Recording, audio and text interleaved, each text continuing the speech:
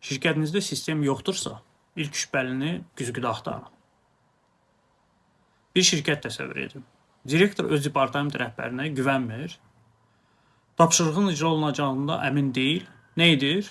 Eyni tapşırığı işçilərlə də birbaşa verir. Özü üçün sığorta kimi. İndi baxın nə baş verir. Birincisi, işçilər öz birbaşa rəhbərlərini atlayaraq direktora müraciət etməyə başlayırlar. Çünki bu mümkün olduğunu görürlər. İkincisi, orta rəhbər nüfuzdan düşür, komanda ona deyil, yuxarıya baxır. O da getdikcə pasivləşir.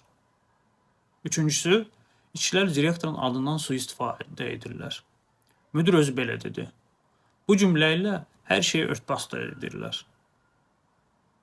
Dördüncüsü, direktorun vaxtı tamamilə əməliyyat məsələlərinə gedir. Strategiya yoxdur, yalnız yanğın söndürməyə var.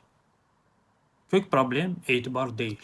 Kök problem orta rəhbərin ya düzgün seçilməməsidir, ya da düzgün hazırlanmamasıdır.